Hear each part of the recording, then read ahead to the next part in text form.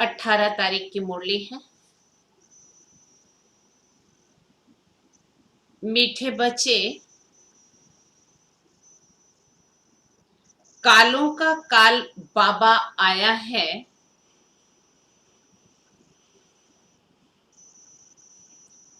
कालों का काल बाबा आया है, तुम्हें काल पर जीत प्राप्त कराने। किस लिए आए हैं बाबा? बाबा ने कहा तुम्हें काल पर जीत प्राप्त कराने। मन मना भाव के मंत्र से ही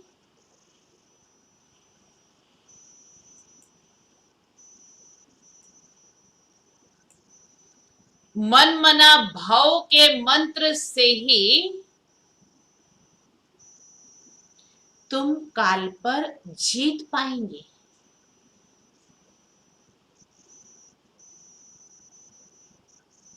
तुम काल पर जीत पाएंगे।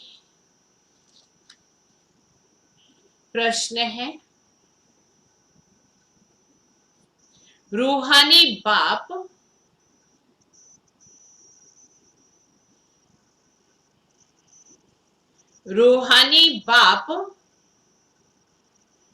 तुम रूहानी यात्रियों को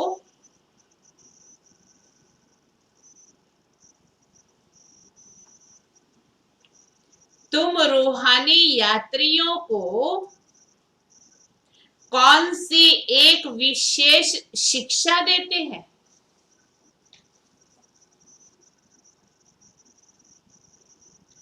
कौन सी एक विशेष शिक्षा देते हैं? बाबा ने कहा, हे रूहानी यात्री,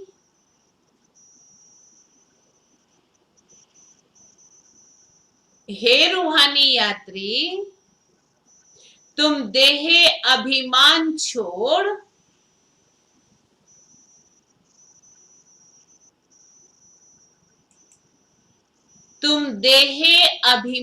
छोड़ देही अभिमानी बनो।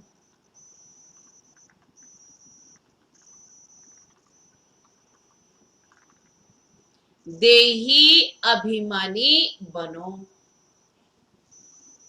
रावण ने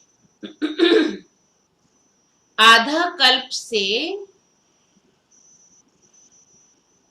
तुम्हें देह अभिमानी बनाया है।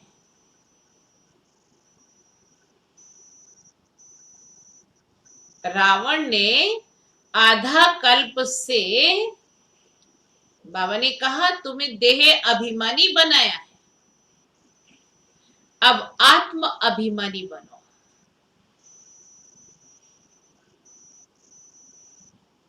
अब आत्म अभिमानी बनो। ये रूहानी ज्ञान सुप्रीम रूह ही तुम्हें देता। यह रूहानी ज्ञान सुप्रीम रूह ही तुम्हें देता और कोई दे ना सके। सुप्रीम रूह शिव बाबा के सिवाय और कोई ये ज्ञान दे ना सके। गीत है ओम नमो शिवाय। ओम शांति। बच्चों ने अपने बाप की महिमा सुनी। पितु मात सहायक स्वामी सखा, तुम ही सबके रखवाले हो। जिसका कोई आधार नहीं, उसके तुम एक सहारे हो। तो किसकी महिमा? शिव बाबा की, हमारे बाप की महिमा। गाया भी जाता है, ऊंच ते ऊंच भगवान, वह है सब आत्माओं का बाप। बाकी जो भी है आपस में सब ब्रदर्स हैं और सबका बाप भी एक है और वह है शिव बाबा। बाप ने समझाया है, हे बच्चों, भक्ति मार्ग में तुमको दो बाप हैं, लौकिक बाप और पारलौकिक बाप। रचयिता से रचना का वर्षा मिलता है, वो है हद का वर्षा। यह है फिर बेहद के बाप से बेहद का वर्षा। बेहद का बाप तो एक ही है जिससे बेहद का वर्षा मिलता है, वो है निराकार। उसका नाम है परम पिता परमात्मा शिव। कहते भी हैं शिव परमात्माए नमः। वह ऊंचते ऊंच तुम्हारी बुद्धि चली जाती है निराकार की तरफ। वो रहते हैं परम धाम में, जहां से तुम आत्माएं यहां आती हो। बाप भी वहां ही रहते हैं। वो है ही सर्व का सद्गति करने वाला। उसमें भी भारत परम पिता परमात्मा का बर्थ प्लेस है। शिव जयंती भी यहाँ मनाते हैं। उस रूहानी बाप को ही ज्ञान का सागर, पतित पावन, लिबरेटर, गाइड कहा जाता है। वही दुख हरता सुख करता है, ये भारतवासी जानते हैं। ये दुख धाम है, भारत ही सुख धाम था। बाप बच्चों को बैठ समझाते हैं, हे भारतवासी, तुम विश्व के मालिक थे, जबकि तुम्हारा आदि सनातन देवी देवता धर्म था। देवी देवता धर्म श्रेष्ठ, कर्म श्रेष्ठ थे। अब यह धर्म भ्रष्ट कर्म भ्रष्ट हो गए हैं। अपने को पावन देवता कहला नहीं सकते हैं। कलयुग अंत तक भक्ति मार्ग चलता है, इसमें ज्ञान होता नहीं। ज्ञान से होती है सद्गति। सर्व का सद्गति दाता बाप जब तक न आए तब तक सद्गति हो ना सके। तो बाप कहते हैं, मैं कल्प के संगम युग पर आता हूं। इस समय है ही पतित दुनिया, पावन एक भी नहीं होता है। भल सन्यासी पवित्र बनते हैं, परंतु फिर उनको पुनर्जन्म तो यहां ही लेना है। विष से जन्म लेना पड़े, वापस जाने का तो है नहीं। जब चक्र पूरा होता है तब बाप आकर ले जाते हैं। इनको कहा ही जाता है रूहानी ज्ञान। सुप्रीम रूह रूहानी ज्ञान देते हैं। सुप्रीम रूह ही ज्ञान का सागर, पतित पावन है। बाकी शास्त्रों का ज्ञान तो है भक्ति मार्ग। तो बाप कहते हैं, यज्ञ तप तीर्थ आदि करते और ही नीचे गिरते आए हो। गीता में भी कहा ना, मैं इन सब से नहीं मिलता हूं। तुम पहले सतो प्रधान थे, भारत में प्योरिटी थी तो पीस प्रॉस्पेरिटी भी थी, हेल्थ वेल्थ दोनों थे।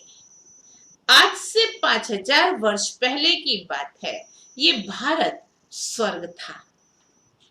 उस समय और कोई धर्म नहीं था, सिर्फ एक ही आदि सनातन देवी देवता धर्म था, जो परम पिता परमात्मा ने स्थापन किया। स्वर्ग की स्थापना तो वही करेंगे ना, मनुष्य तो कर ना सके। ऐसे तो नहीं कहेंगे कृष्ण रचयिता है, नहीं। रचयिता एक ही निराकार है, बाकी है उनकी रचना। रचयिता से ही रचना को वर्षा मिलता है।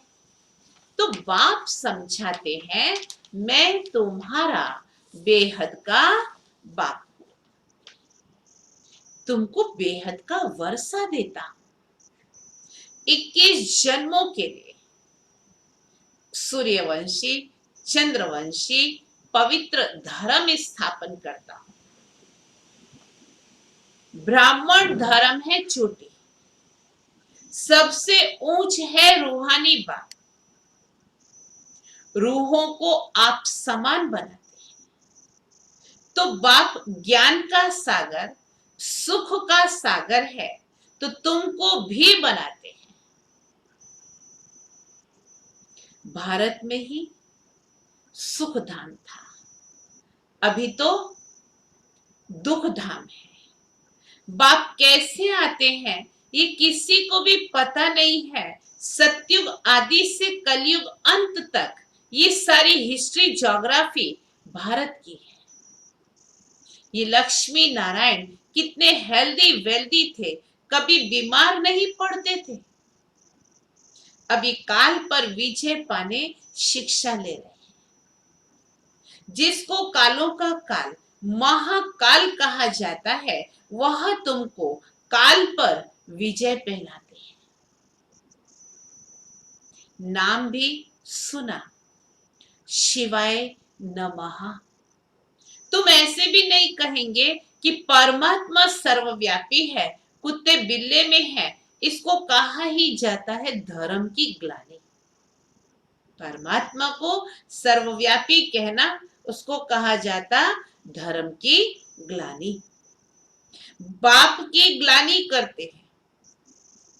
अभी ये है कल्प का संगम का समय। इस समय ही विनाश काले विपरीत बुद्धि कहा जाता है। अब विनाश तो सामने खड़ा है। क्या कहा बाबा ने? दिखाई दे रहा है ना अभी तो हम सभी को। गीता में भी लिखा है, यादव कौरव पांडव क्या करत भय। सर्व शास्त्रमय शिरोमणि श्रीमद् भगवत गीता है, उनसे ही फिर और शास्त्र निकले। तुम जानते हो गीता है डीटी धर्म का शास्त्र। बाप कहते हैं, मैं आता हूं तुमको शूद्र से ब्राह्मण बनाता हूं, फिर 100 देवी देवता बनाता हूं, फिर तुम क्षत्रिय वैश्य शूद्र में आते हो। बाप समझाते हैं, तुम 84 जन्म कैसे लेते हो। सबसे जास्ती जन्म जरूर वह लेते हैं जो पहले पहले सतयुग में आते हैं। मैक्सिमम 84 जन्म है, तुम भारतवासियों ने लिए। मिनिमम 1 जन्म है, ये भी बाप बैठ समझाते हैं। बाप बिगर ज्ञान का सागर किसी को भी कह नहीं सकते।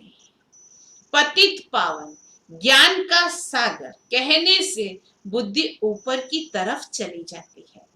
बाप ही सबको लिबरेट कर वापस ले जाते हैं।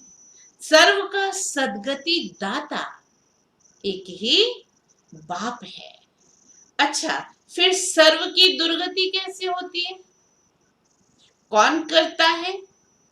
सदगति सत्युग को, दुर्गति कलयुग को कहा जाता है।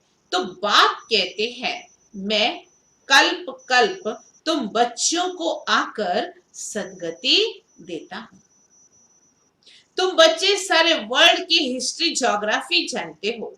स्कूलों में तो आधी हिस्ट्री ज्योग्राफी सिखाते हैं। द्वापर युग से ही हिस्ट्री ज्योग्राफी पढ़ने को मिलती है।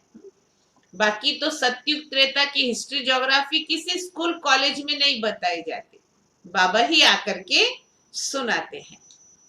सतयुग त्रेता में कौन राज्य करते थे किसी को पता नहीं है। चित्र तो बरोबर है, ये लक्ष्मी नारायण राज्य करते थे। कितना समय वो राजधानी चली वो तुम बता सकते हो। अभी बाबा के द्वारा हमने समझा। क्रिश्चियन डिनाइस्टी 2000 वर्ष चली, बौद्ध डिनाइस्टी इतना समय चली, इस्लामी उनके आगे फिर चंद्रवंशी थे जो 1250 वर्ष चले।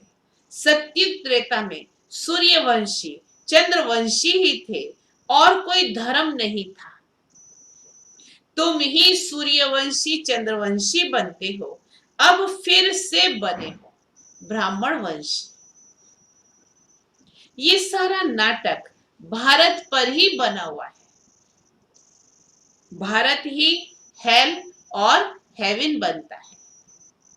और धर्म वालों के लिए नहीं कहेंगे, वह तो हेवन में होते ही नहीं। कोई मरता है तो कहते हैं फलाना स्वर्गवासी हुआ, परंतु समझते नहीं कि नर्कवासियों को तो नर्क में ही जन्म लेना पड़ता है। स्वर्गवासी स्वर्ग में ही पुनर्जन्म लेंगे। तुम बच्चे समझते हो, ये लक्ष्मी नारायण स्वर्गवासी है। उन्होंने ये राजधानी कैसे पाई, लाखों वर्ष की बात तो हो ना सके। सतयुग में ये शास्त्र आदि होते नहीं। ये सारी भक्ति की सामग्री है, सीढ़ी नीचे उतरते ही आते हैं। सतो प्रधान से सतो रजो तमो में यह सीढ़ी उतरने में 5000 वर्ष लगते हैं। सतयुग में 16 कला संपूर्ण, फिर त्रेता में 2 कला कम, आत्मा में चांदी की खाद पड़ जाती है। कॉपर एज में आए तो कॉपर की अलाय। इस समय बिल्कुल ही तमो प्रधान है, आत्मा में ही खाद पड़ती है। तुम ही पूरे 84 जन्म लेते हो। ये रूहानी बाप शिव बाबा आकर रूहानी बच्चों को समझाते हैं, तुमको अब आत्म अभिमानी बनना है। रावण की प्रवेशता होने से सब देह अभिमानी बन जाते हैं। अब अपने को आत्मा समझना है। हम ही 84 जन्म ले भिन्न भिन्न पार्ट बजाते आए हैं। अब 84 जन्मों का चक्कर पूरा हुआ है। अब तो शरीर भी जड़ी भूत हो गया है। द्वापर से रावण राज्य होता है, सतयुग में है राम राज्य। सतयुग में तुम आत्म अभिमानी थे, द्वापर कलयुग में तुम देह अभिमानी बन जाते हो। ना आत्मा को और ना परमात्मा को जानते हो। तो बाप समझाते हैं, आत्मा एक स्टार है, भ्रुकुटी के बीच में चमकता है अजब सितारा। उनको सिवाय दिव्य दृष्टि के देखा नहीं जा सकता। वो बिल्कुल ही सूक्ष्म है। आत्मा ही एक शरीर छोड़ दूसरा लेती है। हम आत्मा ने 84 जन्म लिए हैं। परमपिता परमात्मा भी बिंदी है, रूप में तो हमारे जैसा ही है। हाँ, गुणों में फर्क पड़ गया। उनको ही ज्ञान का सागर, पतित पावन, नॉलेजफुल कहा जाता है। परमपिता परमात्मा, उनमें सृष्टि के आदि मध्य अंत का ज्ञान है।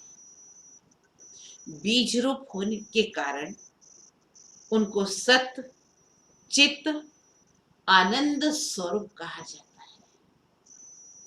बाप में जो ज्ञान है वो जरूर सुनाना पड़े। ये है स्पिरिचुअल नॉलेज। शिव बाबा हमको पढ़ाते हैं, तो बाप आकर रूहों को पढ़ाते हैं, तुमको आत्म अभिमानी बनना है।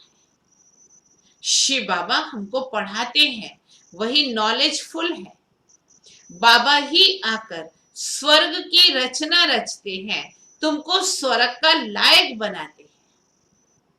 ये सृष्टि का चक्र, इसका राज कोई मनुष्य नहीं जानते हैं। बाप को ही न जानने कारण भारत का ये हाल हुआ है। भारत में प्योरिटी थी तो पीस प्रॉस्पेरिटी थी, अभी तो है ही नर्क, फिर कोई स्वर्ग में जा कैसे सकते?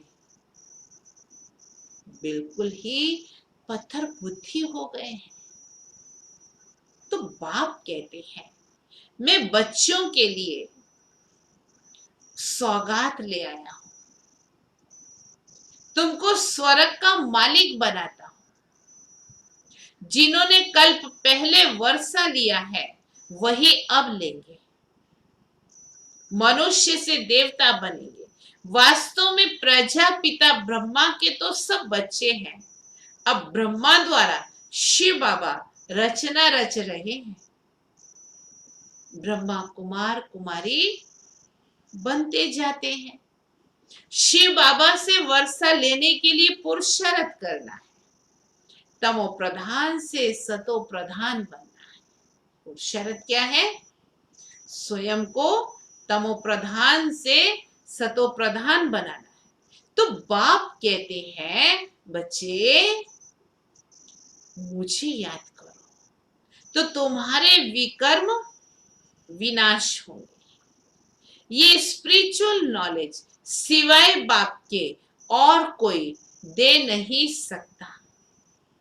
रूहानी बाप ही रूहों को नॉलेज देते हैं। तुम रूहानी यात्रा करते हो, देह अभिमान को छोड़ देही अभिमानी बनते हो। आत्मा अविनाशी है, आत्मा में ही पार्ट भरा हुआ है। आत्मा कैसे 84 जन्मों का पार्ट बजाती है अब मालूम पड़ा है। हम सूर्यवंशी थे, फिर चंद्रवंशी बने, अब फिर हमको सूर्यवंशी बनना है। अभी बाप सतो प्रधान बनने की शिक्षा देते हैं। मामेकम याद करो, भगवान वाचे गीता का भगवान शिव बाबा है, न कि श्री कृष्ण। कृष्ण की आत्मा भी अभी सीख रही है। संगम युग में उसने भी सीखा। अच्छा, मीठे मीठे सिकिलदे बच्चों प्रति माता पिता बाप दादा का याद प्यार और गुड मॉर्निंग। रूहानी बाप की रूहानी बच्चों को नमस्ते। हम रूहानी बच्चों की रूहानी बाप को याद प्यार, गुड मॉर्निंग और नमस्ते।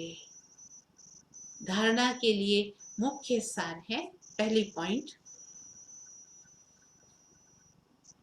रूहानी यात्रा करनी और करानी है। रूहानी यात्रा करनी और करानी है। स्वयं को सतोप्रधान बनाने के लिए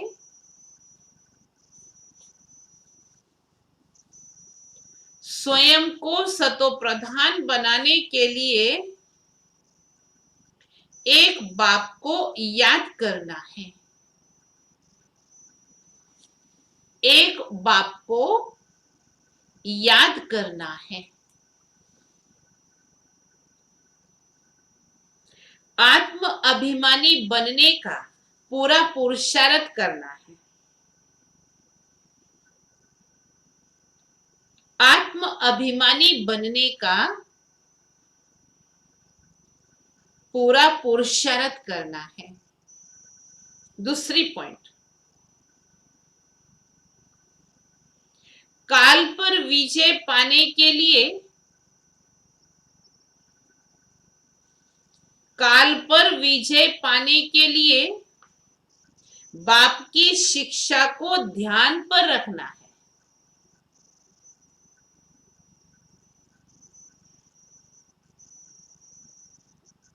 बाप की शिक्षा को ध्यान पर रखना है। अपने को रूह समझ, रूह को ज्ञान देना है। अपने को रूह समझ, रूह को ज्ञान देना है। वरदान। आवाज से परे की स्थिति हो,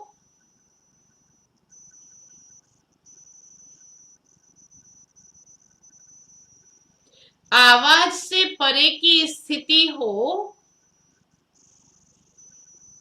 स्थिति में स्थित हो, सर्व गुणों का अनुभव करने वाले, सर्व गुणों का अनुभव करने वाले मास्टर बीज रूप भव, मास्टर बीज रूप भव। आवाज से परे की स्थिति में स्थित हो, सर्व गुणों का अनुभव करने वाले मास्टर बीज रूप भव।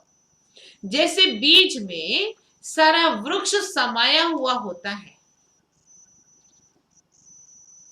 बीज में सारा वृक्ष समाया हुआ होता है, वैसे ही आवाज से परे की स्थिति,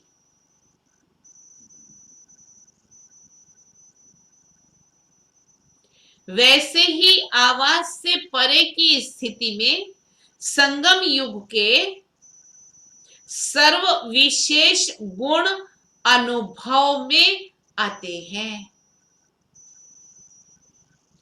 आवाज से परे की स्थिति में संगम युग के सर्व विशेष गुण अनुभव में आते हैं।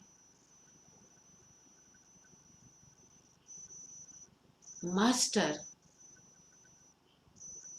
बीज रूप बनना, मास्टर बीज रूप बनना अर्थात सिर्फ शांति नहीं, लेकिन शांति के साथ ज्ञान, अतीन्द्रिय सुख, प्रेम,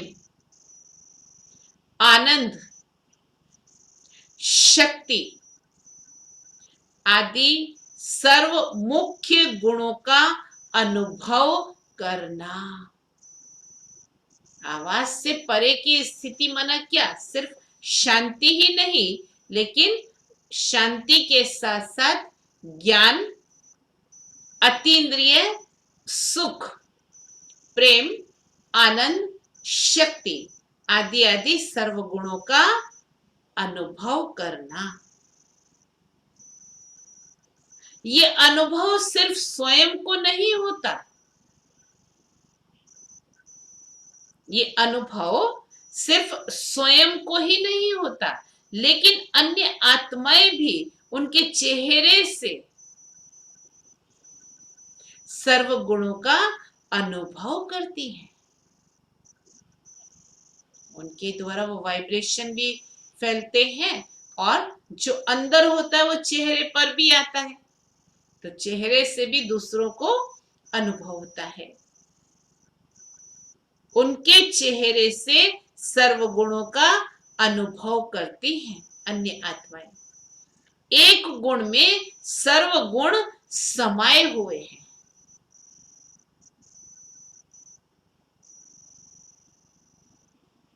एक गुण में सर्व गुण समाये हुए हैं।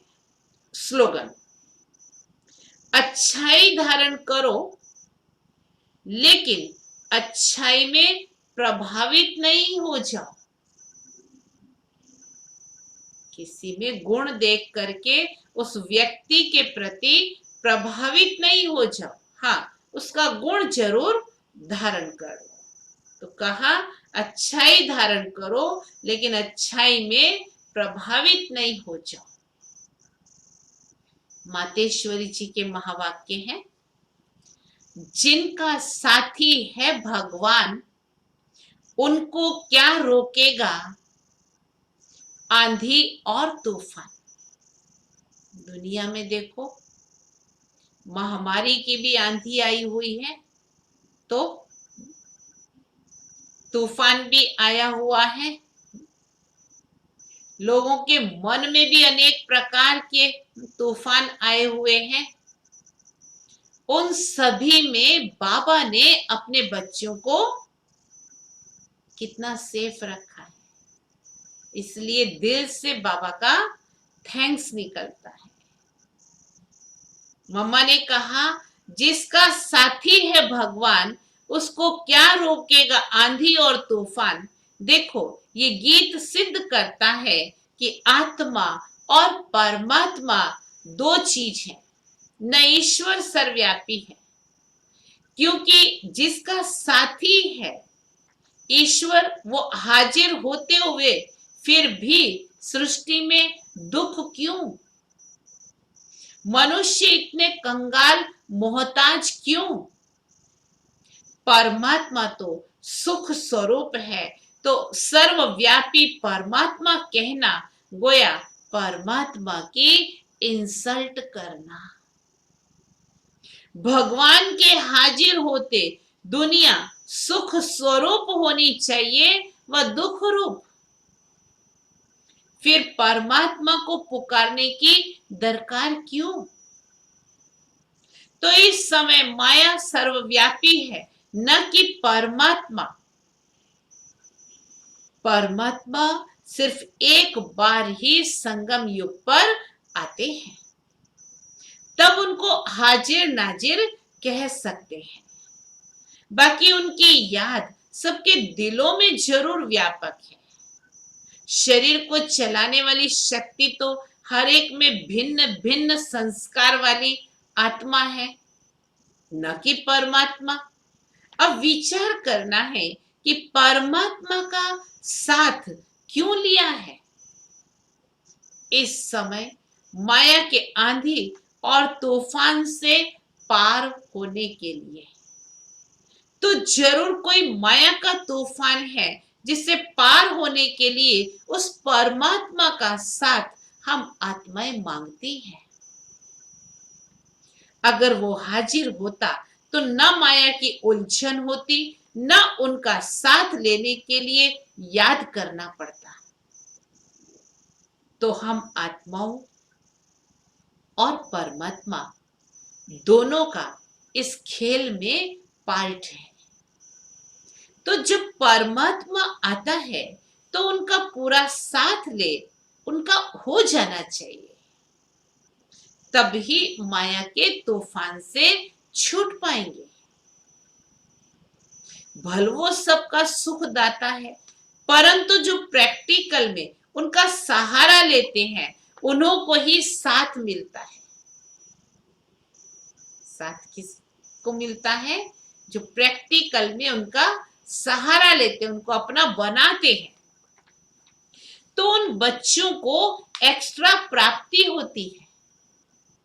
भल वो दुनिया के अंदर आए, उपस्थित हुए हैं, परंतु ओहो आश्चर्यवत, दुनिया इनको न जानने के कारण इनका साथ नहीं लेती है। अगर इनका पूरा साथ पकड़ ले तो मदद देने में